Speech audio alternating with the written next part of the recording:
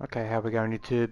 Um, on my hunt through YouTube, seen a few videos popping up, 1 to 2 years old. So back when I would have been new to the game and all that, but I thought recently Dreams had that free section where it's free.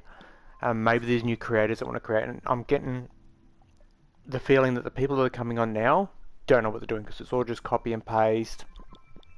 It's rehashed stuff. There's nothing original. It's all BS. And I thought, if I put this out there, maybe someone will see it and go, "Oh yeah, that's how you do it."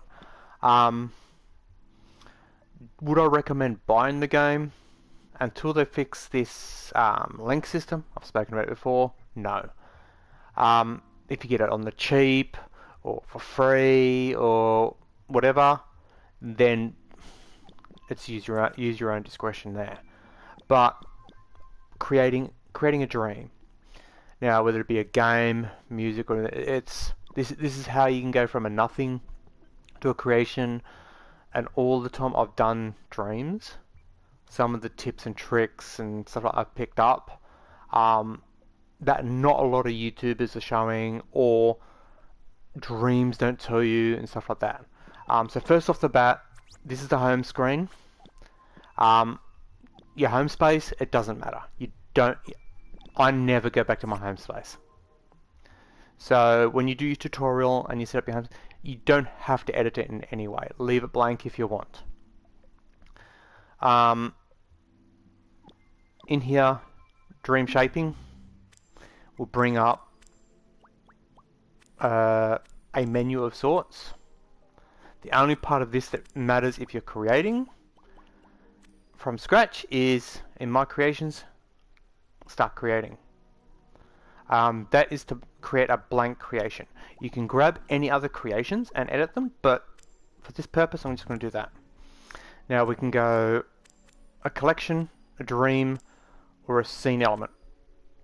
For this I'm going to do scene element. I'm not going to worry about doing a dream because that requires linking of scene and elements together and stuff like that. That's more intermediate to advanced. Collection is putting multiple creations together as a collection. So if we click on there, blank scene. First thing, thermals. You want to keep them as low as possible. Second thing, the thing that's floating around you is called your imp. Now, pressing and holding the options button, so the one to the right of the touchpad, pressing on that will recenter it. So if you're over here, recenter. Over here, recenter. So if it starts wandering, you can recenter it. Now, shortcut keys, you'll learn them. I'm not going to get into too much of an in-depth thing about it. But let's say we want to create, my favorite thing to create is a character or an object that you want to interact with or something like that. I've shown this sort of stuff before. So down here you've got your hotbar or your tool belt or whatever. Search brings up another menu. So if you want to stamp something in, you can search it. This one here is your tools. So that's copy, resize, thermal, visual, delete, tweak, all this stuff there are shortcuts for. Generally speaking, the only one I'll come in here for that and that, and those two there are pretty much it. This one here is good for turning down your thermals to keep your thermals low. So let's quickly do a cube.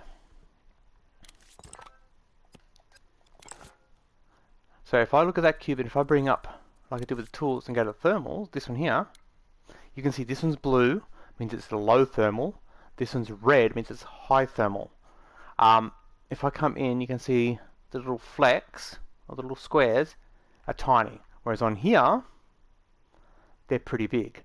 Generally speaking, the larger the object, the further apart they are. So hence the reason why this one is blue, because it's a bigger object. If I grab this one and scale it up, let's move away from the camera a bit, like this,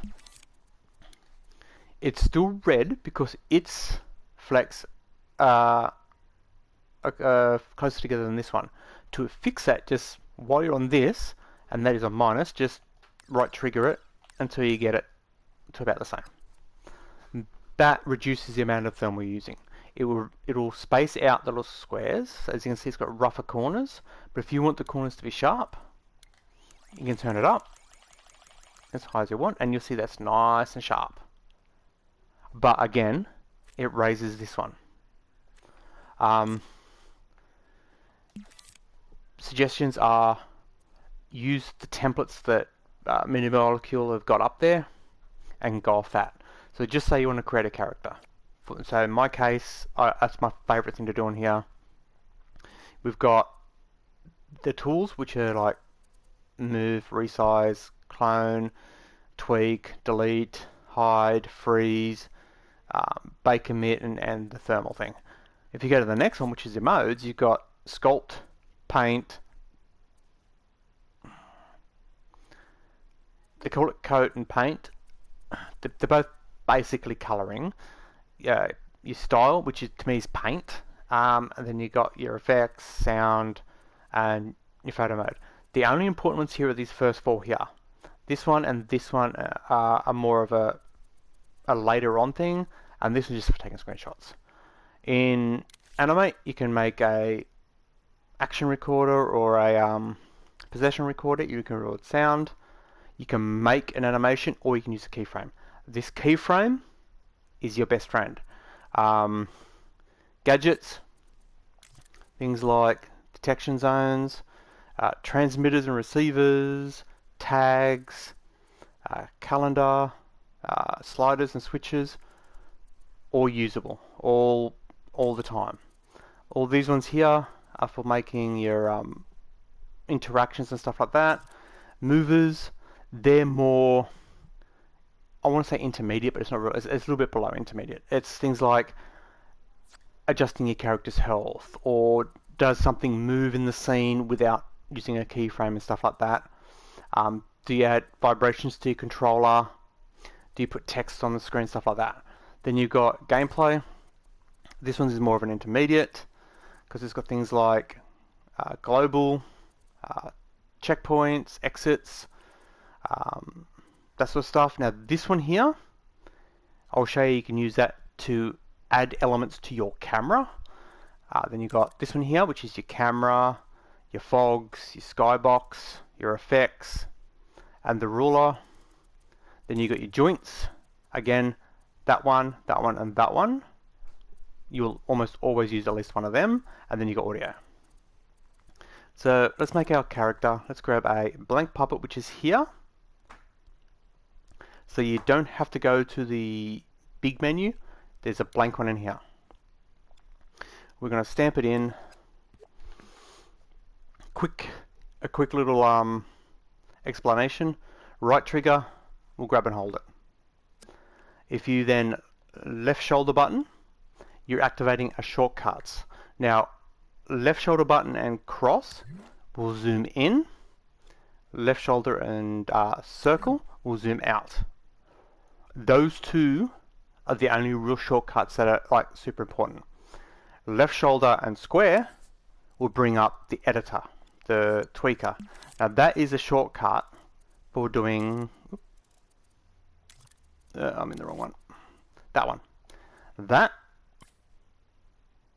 would do the same thing as highlighting it and pressing square with the left shoulder. Left shoulder, I'll keep saying left shoulder, it's L1. I'm used to being like old school controller. Left shoulder is your left shoulder, right shoulder is your right shoulder. But PlayStation are dumbasses and they label them differently. Just like putting a dirty big touchpad on the controller. Yep, because everyone wanted that. Okay, so we have our puppet. Now we want to restyle our puppet to look like the way we want it to look. So for example, we want, I don't know, a female puppet. Well, you can come in here and scope in until we get to there. And because there are two breasts, usually, you can come down to here. And then you got precise move, one of your friends, mirror, another one of your friends, grid snap, and surface snap. Surface snap snaps it to the surface. So whatever you're looking at, it will attach to that. Mirror, we'll put two of them on the line. So if I, for example, surface snap and mirror, I get 2. If you then precise move, it will move up and down with the axis once it's placed. So if I place it, oh, wrong spot, don't panic. I can now come in and I can move that. And because I've got precise move on, it'll go X, Y, and Z. It moves with the planes. So up and down, left and right, forward and back. If you don't want it to do that, turn that off. Now, the grid snap means it will snap to the dots. So like as you can see, if I get a square, it goes to each dot. It doesn't get in between them and all that. So that, when it comes to joints, that is really good to use. But let's go here. Let's turn off that to there. I'm gonna make a female, so we'll grab. There's a female. Just say that's all the sculpting done, and you don't want to accidentally change that. That's where the whole freeze here. You can do that. Now if I try and edit that, I can't because it's locked. It's frozen. I have to come back into here and unfreeze it to make it editable again. Generally speaking, I don't use it unless you're doing something that's super duper complicated or something like that and you don't want to accidentally screw something up. So we've now got our puppet. It's a female, and just say we want to add, we want to make it so we can switch between male and female. Here's a good example, male and female. So I'm going to, let's get rid of them. We're going to add another model or a sculpt on top of it for breasts, and we'll give it a package. Just to differentiate. Actually, you know what? Let's just quickly add butt cheeks, because it's a favourite thing for people to add. Let's turn that off, and good enough. Okay, so for the chest, my suggestion is grab yourself, when you're starting a sculpt on a puppet that's additive, which is an extra thing added to it, when you go to your sculpt mode, surface snap, mirror, turn them on, full stop. Unless it's on a one that you only want it on isometric or lopsided. And then because we're doing the chest, we're just going to place a cube or a sphere, it doesn't matter, a small one in, boom, done. This here is the center of the mass. So we can now come out, make sure it's aligned, like that, it's all aligned, it's all good and golden. Now we can then come in and grab the shape we want to actually build the stuff out of. Build your things, so just say breasts. So if we go say about that, could add a little bit of blend, boom, boom. There's our, in brackets, breasts. That little cube can be deleted at any point because it's not needed. So let's just do this and go boom, gone. We can then adjust all these shapes to whatever shape we want to get. So if we want to get more of the, say, that shape, done. This here is a separate object, but it is sculpted in a line and scaled to roughly how I wanted it. So then we can come into here. If you've got it where you want it, while you've got it in your hand, you can then left shoulder cross to scope in until it's just that one piece is highlighted. Everything else is blurry. You're now scoped into the right spot and in place. I'm not going to get too fussed with whether it's on the right spot or not. Good enough. Let's quickly make him a makeshift package. Now this, I don't need it mirrored, so I'm just going to grab a ball or sphere and I'm going to turn the mirror off but leave the snap on. So I can come in here, try and get the thing roughly right, boom, and do the same as what I've done with the other one. Scope it in and place it roughly right. I can get rid of this. Close enough. Now we don't want this colliding with that, so come into here, turn collision off, and we're going to turn that off and turn this up so it'll stick to the object and doesn't weigh anything, and we can even ignore gravity. We'll do the same with the breasts.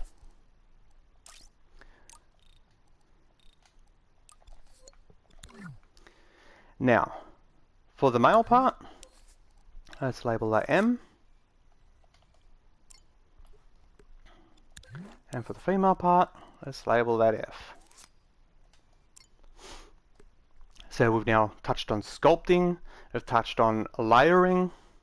So as you can see, sharp and sharp, those are on the same layer. If I come down to here, sharp and sharp, they're on the same layer. So if I now do a test, by coming to here, go to play mode, I now have the unisex puppet. It's got both genders. But we want to make it toggleable. So this is we're going to get into some of the programming, which is probably the part that a lot of these people that are making stuff aren't sure about. So because we're using a blank puppet, scope in once, grab this chip, left shoulder cross, there's the puppet's chip. We don't necessarily want to change anything because we want the puppet to be a puppet. But for me, I always come into here, into the controller sensor, into camera, bring the camera in. Having it zoomed out on the next planet is annoying, and let's turn it down a little bit. Height from the ground, distance from the puppet, angle it looks at, how wide the view is, so that's FOV. Over here, does it avoid collisions? Let's turn that off, so it does not avoid collisions. So it can clip through the ground and walls and stuff like that. All this other stuff, I wouldn't bother at it. Transition is how long it goes from one view to another, but we're not going to touch on that yet. We want to then get this puppet and add a functionality to switch between male and female. There's lots of ways you can do it, but the easiest way to do it is if you grab yourself a chip, which is in the yellow ones.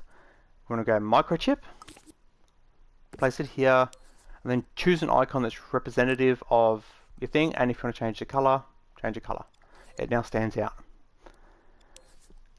Don't do what I do, do what I say. Name your stuff. I've got a habit of not doing this. So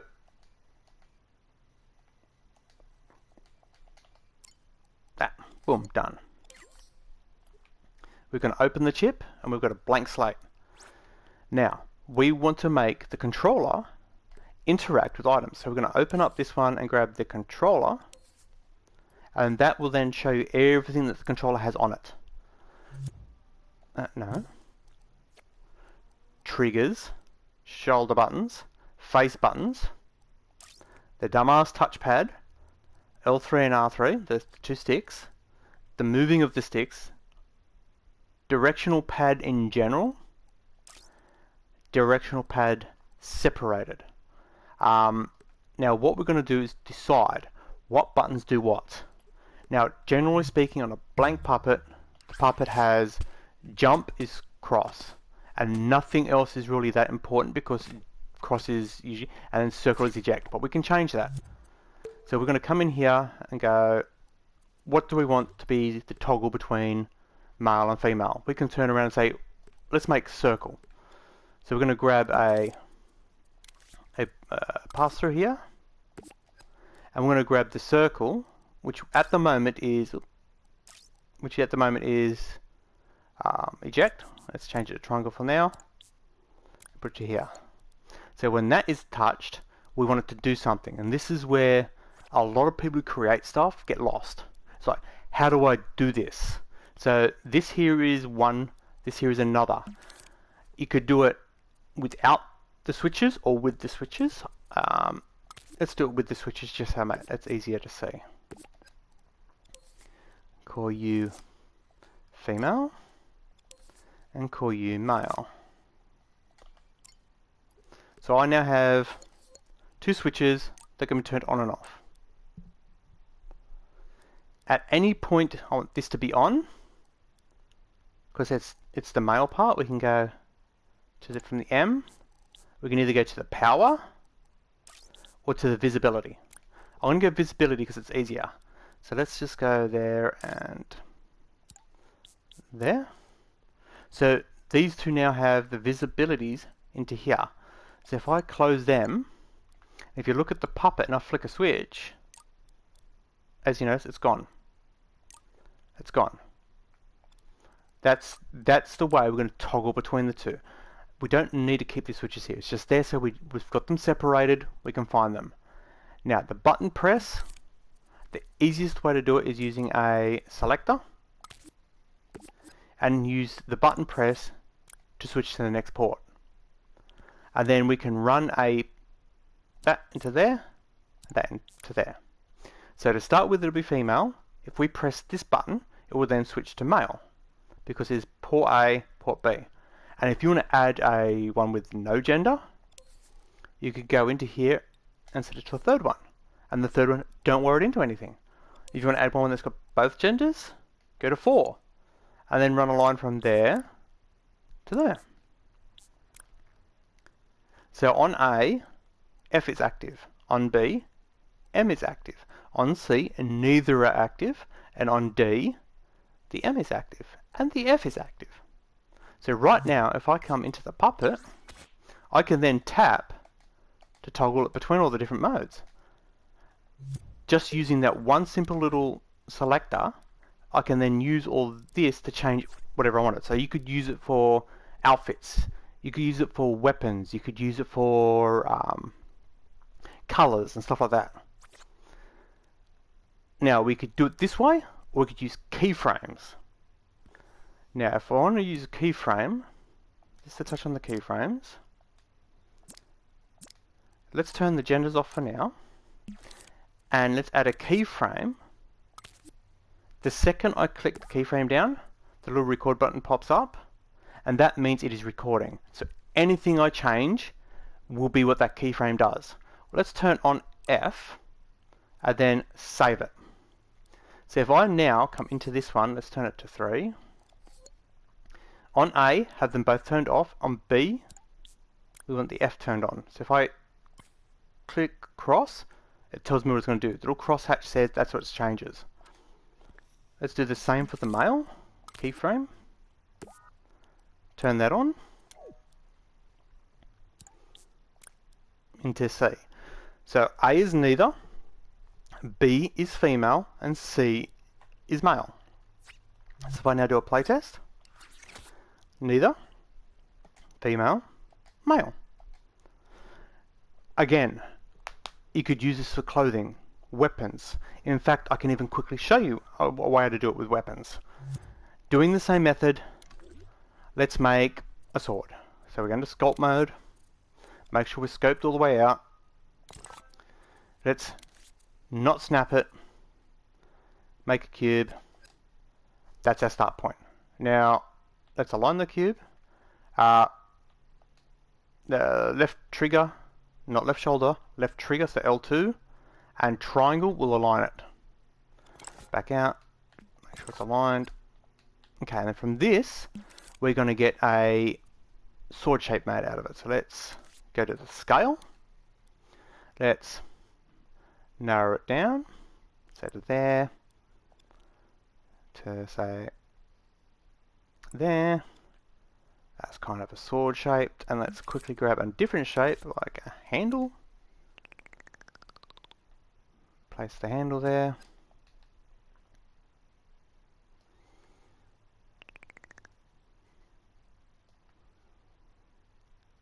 Okay, so if we do that, and then the handle that long. Imagine that's a sword. So this is our sword.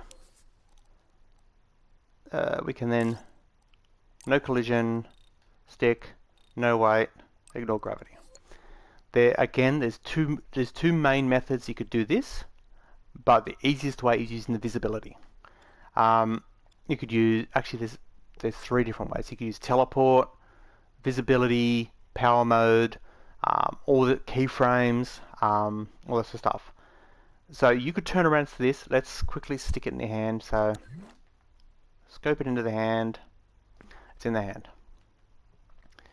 While it's open, just say instead of turning it from male to female, we can now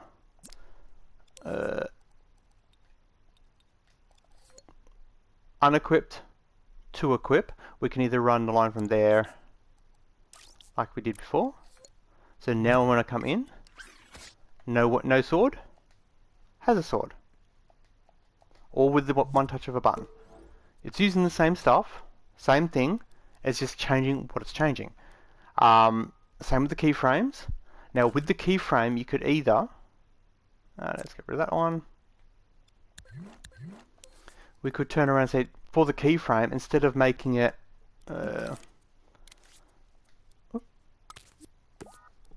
appear when you press a button, let's make it disappear when the button hasn't been pressed. So we've keyframed it, we're going to turn the power off and save it, and then A, because that's powering it down.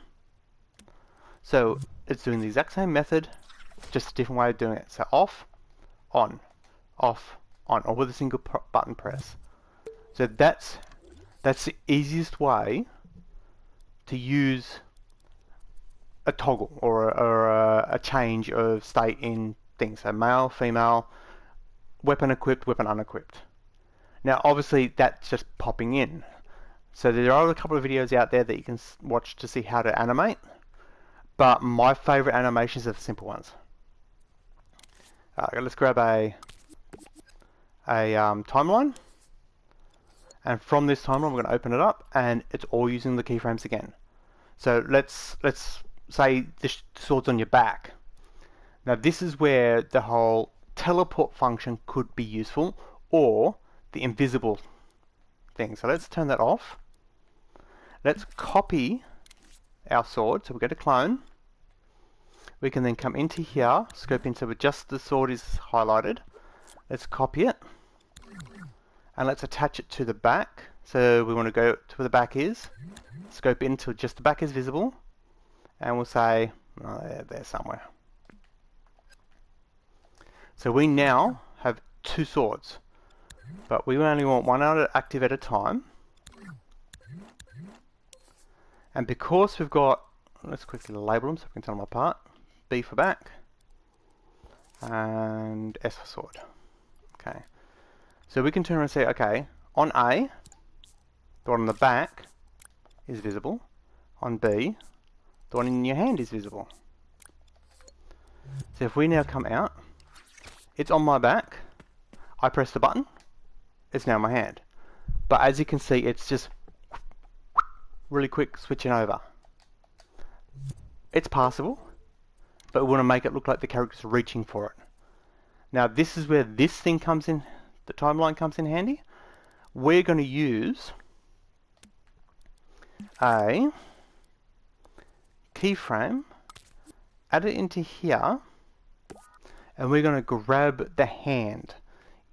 We'll come into here, and then if we scope in to just the hand is highlighted. Now if I grab the right trigger, it moves the hand directly, and everything that's attached to it. IK, all this sort of stuff. If I use the other one, the left trigger, it moves just the hand. We want to grab it, we'll go, oh yeah, about there somewhere, save. Then we're going to copy that keyframe, move it over here, and then we're going to edit that. And because it's there, we can just get the hand, and we need to go the half ghosted sword we can see, roughly line it up. Let's do about that. So that's kind of our animation. We can then go there, there. Let's link them together, and let's quickly plonk in a hand slightly moving, for example, just to kick it off. So there, and we just go ever so slight movement, and go like that. So we've now got, if I do that and go play, it goes up and reaches. Now the coming back down again, just copy this frame, this frame here, and move it across. Go clone, go save it there, go like that, and go like that. Now we want this to change the state of that. So we can go on the end one, or we can go a keyframe in here. Now instead of using a keyframe, like an animation keyframe, we're going to use a gadget. And we can use, for example, the switch. If we get the switch and go, say, there, and we know that's rough, that one there's roughly where it grabs it, so we're going to go like that, and that there, put it into there, and then this one, we got to go restart and power. So when I press that button, it will power this up. When it hits that point, it will then toggle this. So that should then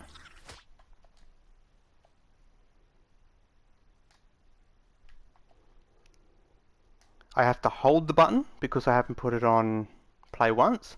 But I can now grab the weapon off my back. And if you don't want to have to hold the button, come into here. You could just turn it to play once.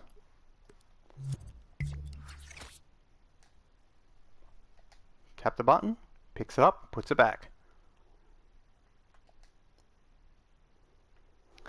That is all just using visible, invisible. It's not using teleportations or anything like that. You don't have to go complicated. Now, let's just say, for example, let's put this down here. We're going to go, let's have our toggle here. Female, male, and neither like this. We want to have a menu system. So just say we want to, when you start the game, or start whatever, you can push a button to bring up a menu system. What we're going to do here is, if we bring up this, again we could do all this, but what we're going to do is grab my favorite one is to use that. When, for example, we press the touchpad, it turns on our menu system. So just say we want an option to, say, for example here, changing the gender. We can go, this turns it on, and then we can go, again, this is very basic, so we can grab our text gadget and go gender, boom, turn it off. When that is turned on, we want to toggle between the options. So just say we're going to have one for gender, and then if I, let's clone that, move it down a little bit, and just have another option of color. Oop, that is not how you spell color. That's how you spell color. So we've got two options. So we're going to turn it on using this button, which is touchpad. Then we're going to grab another one of these and get that. And let's wire this up to up and down on D-pad. So up and down. Just remember to reverse them, because the up and downs on that are backwards. So when that is on, we're going to turn this one on. And then when A is active, we want that one. And when B is active, we want that one. So now when I come into it, if I go touchpad, I can tap up and down to change between my menus. And if we wanted to actually do something, we can then just run another one of these to here. So for example, if we want to go square is use, so square is activate, we can just grab a pass through here, grab the controller, grab square, and because we only want it to be active when we're on it, we can come along here and get another pass through to here and run the square through that pass through, and then run that through that pass through. So that is only powered when A is powered here. And A is only powered when that is powered. So now when I come into here, I can then go touchpad. If I go down to color and hit square, nothing happens. But if I go up to gender, I can then toggle the genders. And that is the basics of a menu system. Now obviously color, let's add a quick little color selector. So let's go, let's stick with, actually, let's go randomize. We'll choose a randomizer. But we only want to be able to change the randomizer when B is active. So let's go into there. And then run B, square through there to there and into the randomize. We can add, I think it's, we can check 7, 10. So just say you want 4 different colors. This is the easiest way to do it. Just say keyframe, place. Then while the keyframe is active, let's grab ourselves the painter, the bucket.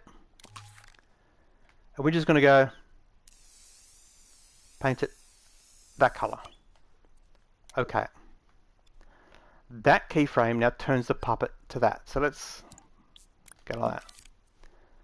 Now if I grab another keyframe, again while it's recording, let's bring up the same one, that. Let's change the color and go to, say, we'll go red, dark red. Change it to dark red.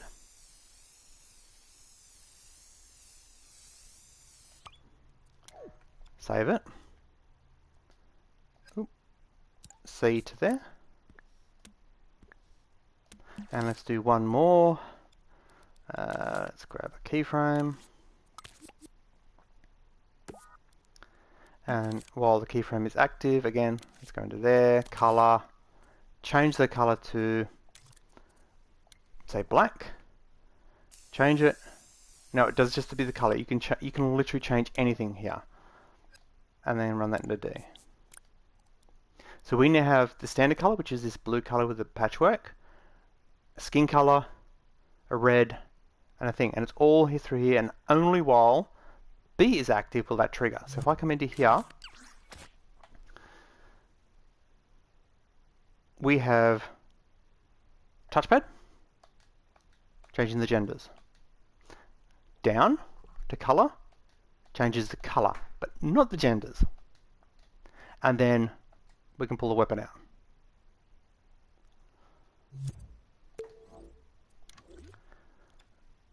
Now, sounds, that's just basically the same idea. If you want to make like a to a swing noise when you bring the weapon out, we can come into here. Now that is where you grab. So let's go into our search, and it brings this up. Now if we go down to media molecules, which is that one, sound effects, we can then go to, we've got combat, dramatic noises, vehicle. We want combat. Near misses, close quarter, guns, and handling. Let's check handling out. What have we got in here?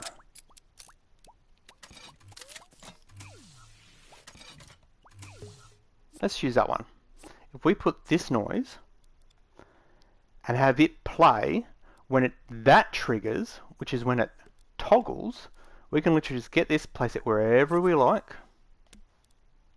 And we're just going to run that to there and make sure it's set to play once and whatever volume you want it at. So we don't need it loud because we're not going to blow your eardrums out. Let's just set it to 50%. So anytime we now, it makes the noise. Obviously, if you want the putting away and to be pulling out to be different, you have to make 2 of those and have one on the off and one on the on. But it all works basically the same. I can change its gender. I can bring up its color wheel.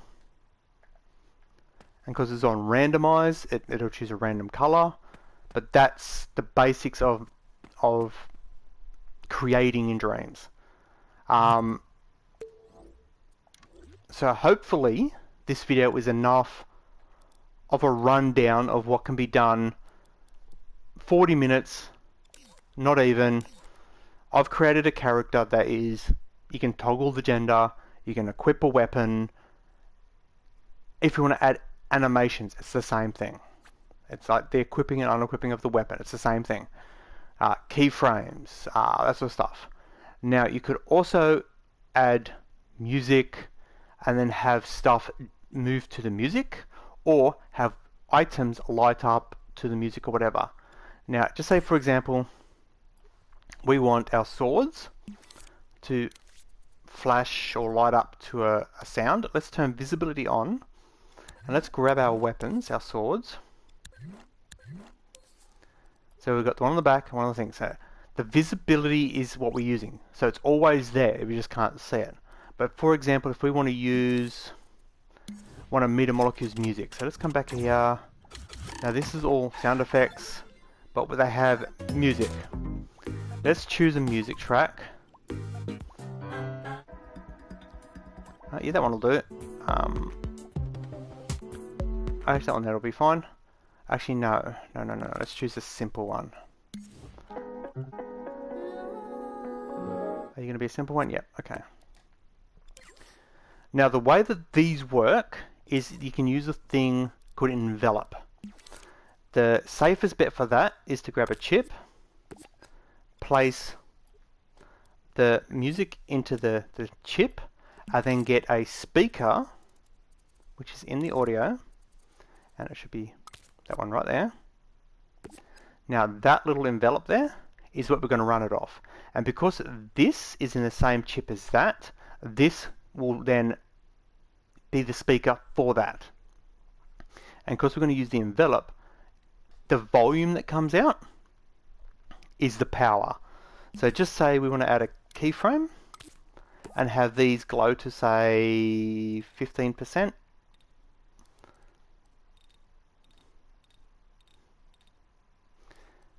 Save it. We can then run the envelope to there. And if we want to turn this music on and off, we can add another thing to here. So let's grab that to there. Let's make you music.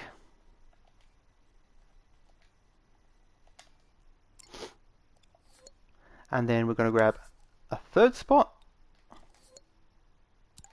That will then go to there. While that's on, let's just lower it a little bit just so it's not on top of the other one. And then from this, we can then run a, like with the other ones, a selector. And then have it, oh, where are we? Have that, power that. And then the selection button goes through that. So it can only select this when it's on C, and then that will change on and off, and then we can grab this and just run B to there. So when that's on B, it'll power it up. So now, puppet, pull the sword out, can bring up our menus. We have gender, color, and music. Let's change this gender, shall we? Let's change this color. Let's turn the music on. And it all glows to and just widen both up to work off the envelope. If it's on our back, it will still do the light up.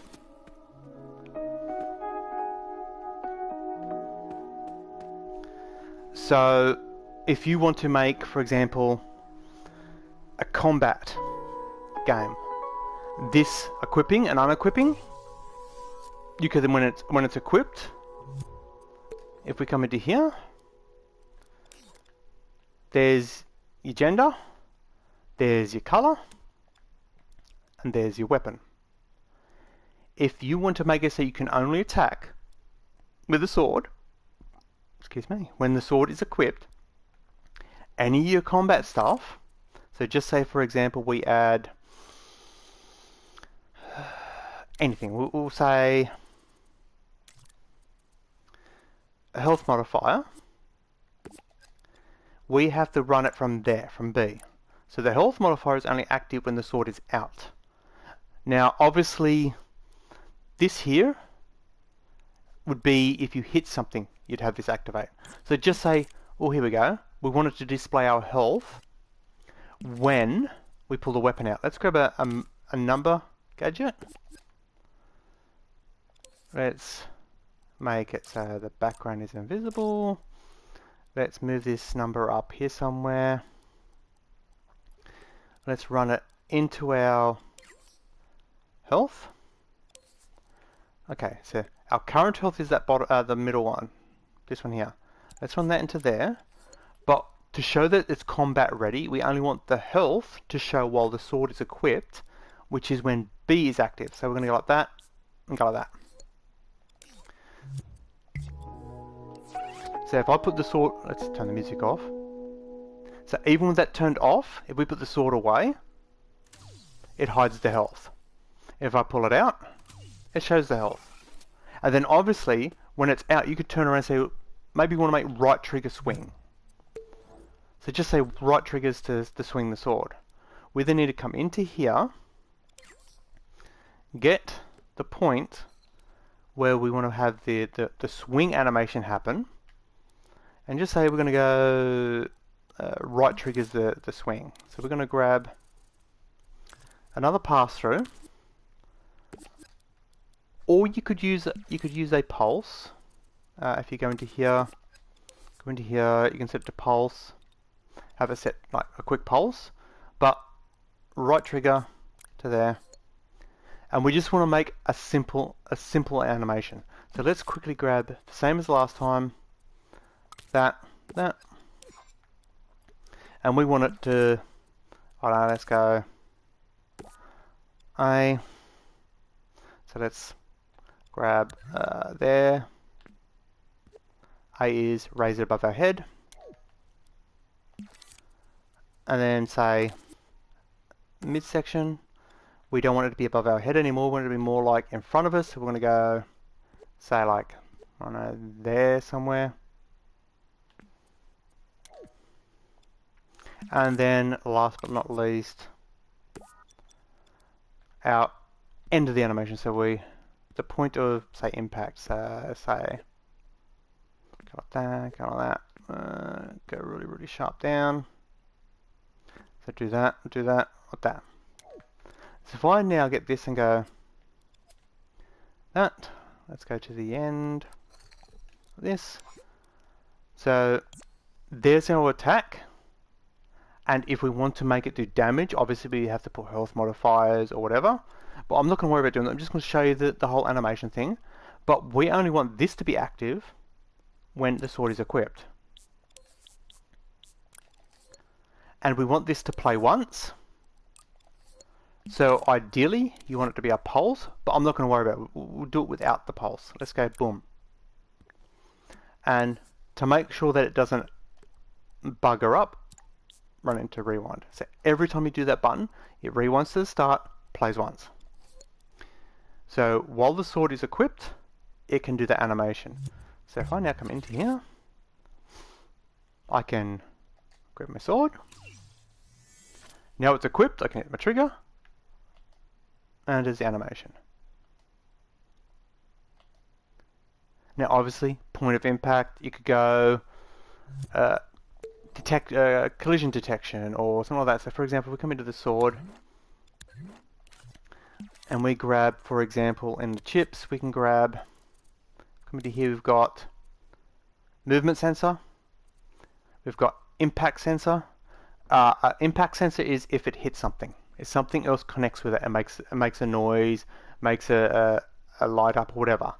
That's what that one does. Motion sensor is when it moves, it detects the movement.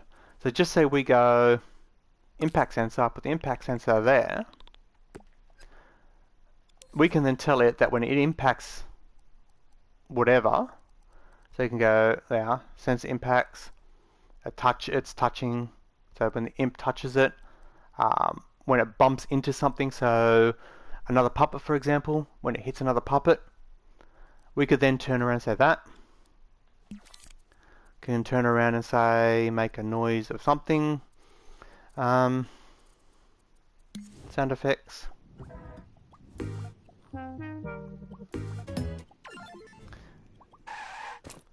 Combat.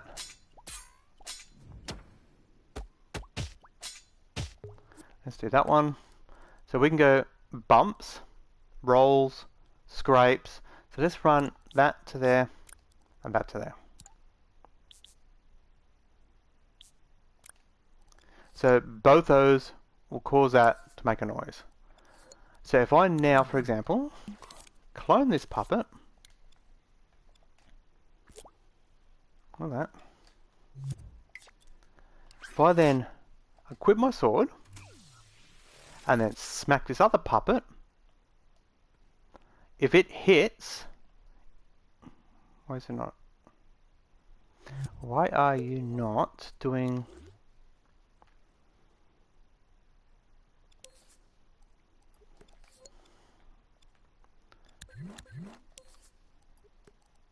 Ah. Wait, no, it says unlabeled. Okay, let's just label this as foe, and it is to detect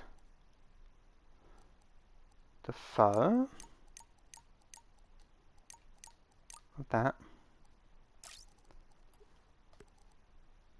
Sensitivity, let's jack it up. There we go. See if that works. If I should have just. Why is it not? I know why. I didn't make it collidable, did I? So we're going to open it up while it's swinging in here. We're going to add a switch, say about that point there, and it's going to be then collidable at that point. So it should now collide with stuff, and that will give it our bump. Let's just double make sure that this isn't going to collide with our puppet. Okay, it shouldn't do. If I do that, and label that as friend, it should now ignore friend, but only hit enemy. Let's pull our weapon out. And if I then go, huh? Why is it not making the noise? Why are you not making the noise? Impact sensor.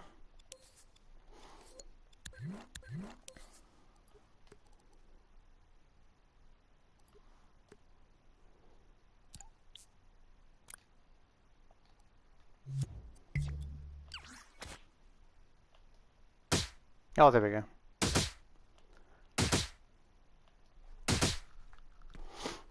So while it's got the weapon equipped, if I hit the puppet anyway, because I didn't have the actual thing wired into the object that's detecting it, that's why it wasn't working. But there you go. That's how you would make an impact. Now, obviously, that sound could also damage this puppet. So you could turn around and say, for example, you can go we'll say a health modifier. If we throw the health modifier here, we're going to do a range. So we'll go zone, impact. Now we don't want to hit our puppet, so we're going to go, it only detects the foe, because we've labeled the other one as a foe. So we can then go have both. So at that zone, we could probably turn this right up. But this is only to activate. How are we going? Oh, I'm surviving. So when this triggers, because it's impacted, we're going to run one of these. That's going into there. That's going into there. And then that can go into there. So at the point of impact, it will make the punch noise, and it should now modify its health using this health modifier just thrown in there, which should only affect the foe, which this puppet is labeled as. So therefore this hitting that should then kill that because it takes away 100 of its health. So let's do a little test of that. Let's equip this. Let's smack the puppet, and it killed the puppet.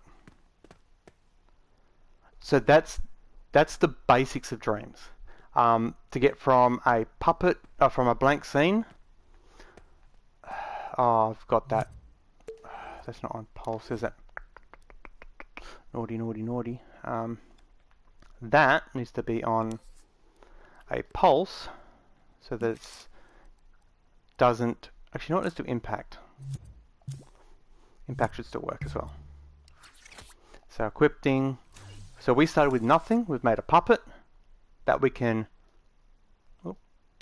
smack another puppet with. And every time that puppet dies, it should be random. We can then bring up our menu system. We can then change its gender. We can also change its color. We can also put music to it, which will make the weapons flash. So hopefully that's covered all the bases on creating stuff in dreams without just copying and pasting.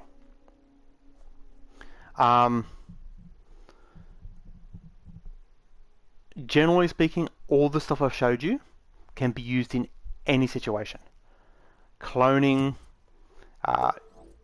using the switches, using the health modifiers, adding the sound.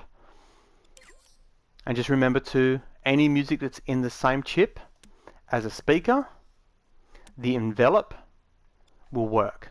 So, for example, if I want the puppet's head to flash for that, or just say I want the puppet's head to grow, I can turn around and go into here, add a keyframe, let's grab the puppet's head and scale it up, go like that, run that into envelope. So the louder the music, the bigger the head will be. So if I now come into here, and then come into music, play it.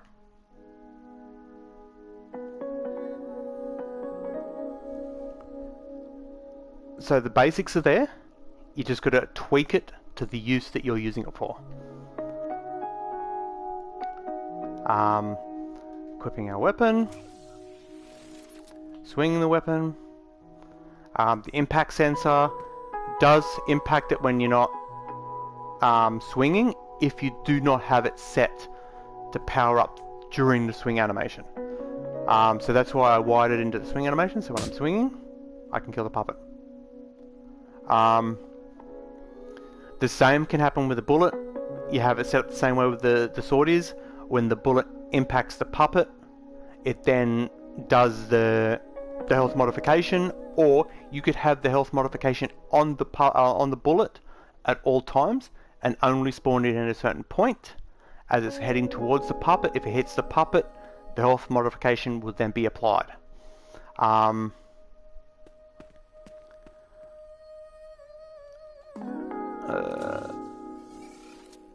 Now obviously the way the menus are, you could add backgrounds, sound effects whenever you're changing and all that, but you don't have to. It's the basics are there. So hopefully this helps people create from nothing to at least something. So if it helped, by all means, share the information. I'm out of here. Stay safe, and I'll catch you all next time. See yous.